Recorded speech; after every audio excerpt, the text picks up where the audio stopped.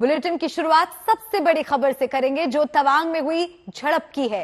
Yangtse में भारत चीन के बीच हुए संघर्ष पर अमेरिका की भी पैनी नजर बनी हुई है। पूरे विवाद पर अमेरिका ने पहली प्रतिक्रिया दी है।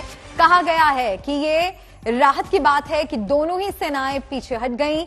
जारी बयान में कहा गया कि इस बात की खुशी है कि दोनों ही सेनाएं समय रहते पीछे हट गईं। हम स्थिति पर पैनी नजर बनाए हुए हैं। हम दोनों भारत और चीन को बातचीत करने के लिए प्रेरित करते हैं। सीमाओं को लेकर जो भी विवाद है, बातचीत के जरिए इसका समाधान निकाला जाए। तो तवांग झड़प को लेकर अमेरिका की तरफ से भी प्रतिक्रिया आई है। अमेरिका की पैनी नजर इस पूरे मामले पर बनी हुई है और इस मसले को बातचीत से सुलझाने की हिदायत अमेरिका की तरफ से दोनों देशों को दी गई है। तवांग झड़प पर अमेरिकी रक्षा विभाग का ये अहम बयान सामने आया है। भारत चीन विवाद को लेकर ये बड़ा अपडेट आपको दे रहे हैं। भारत प्रशांत क्षेत्र में चीन की उकसावे वाली गतिविधियों के बारे में बात कही गई है। स्थिति काबू करने के लिए भारत के प्रयासों का समर्थन अमेरिका की तरफ से किया गया है। हम सहयोगियों की सुरक्षा के लिए प्रतिबद्ध हैं, अमेरिका ने ये बात भी कही है। इस पूरे मामले पर यूएस की भारत और चीन से मौजूदा हालात पर वार्ता की अपील की गई है।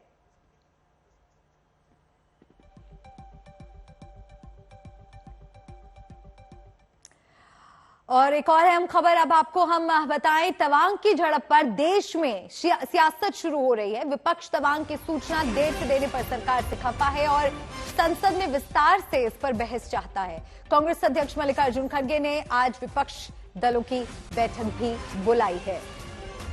तो अब इस पूरे मामले को लेकर विपक्ष सवाल उठा रहा है कि क्यों विलंब किया गया इस जानकारी को देश के सामने रखने के लिए। तवांग के मुद्दे पर अब कांग्रेस ने विपक्ष दलों की बैठक बुलाई है और इस मामले पर सरकार को घेरा जा रहा है, सवाल उठाए जा रहे हैं। तवांग के मुद्दे पर कांग्रेस ने एक बैठक बुलाई है।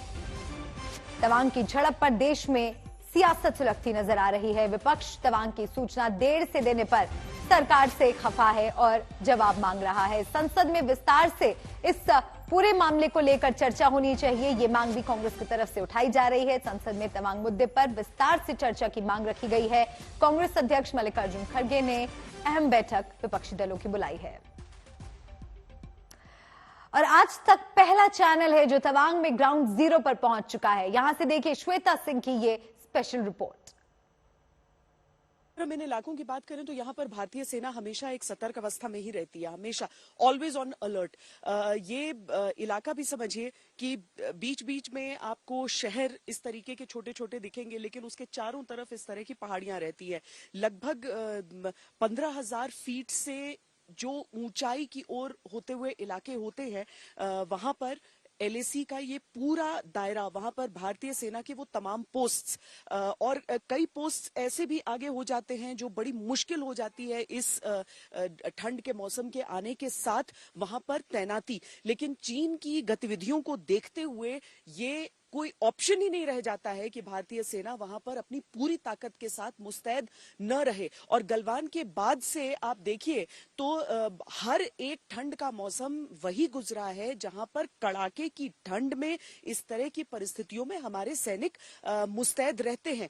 और इसीलिए अगर हम यहाँ पर सैनिकों का वो तैनाती उनकी देखें, या फिर हम देखें कि एयरफोर्स ने अपनी जो एक उनका जो एक अभ्यास रहता है जिसकी तैयारी उन्होंने पहले से कर रखी थी। ये अलग बात हो जाती है कि अगर 15-16 तारीख की बात होती है और इस कॉन्फ्लिक्ट को हम देखते हैं तो चीन की तरफ से इंतजार होने लगता है कि फिर क्या वो आपत्ति करेगा। जब वो 100 किलोमीटर एलएसी से भारत अमेरिका युद्धाभ्यास पर आपत्ति कर सकता है, जो कि हर एक साल का फीचर होता है, लगभग 18 साल से जो चल रहा है, तो इस तरह की चीजों को लेकर और इसीलिए वायुसेना की तरफ से ये स्पष्टीकरण भी दिया गया। वायुसेना की तरफ से यह स्पष्टीकरण दिया गया कि ये रूटीन है, इसे जोड़ा न जाए मौजूदा परिस्थितियों से, क्योंकि वो जानता है कि चीन किस तरीके का रोना रोता है। अब भारत की सेना अगर अपनी सरहदों की सुरक्षा कर रही है और उसे चीन की तरह से एक स्पिन देने का प्रयास कि भारतीय सेना ने कोशिश की कि एलएसी के उस ओर आए, तो ये चीन की इस तरह की गतिविधियों को देखकर बहुत सतर्क हो जाने की आवश्यकता रहती है। और भारतीय सेना हमेशा से यहाँ पर अपनी तैनाती उसने बराबरी की रखी है चीन के साथ, अभी अलर्टनेस थोड़ी सी ज्यादा हम कह सकते हैं।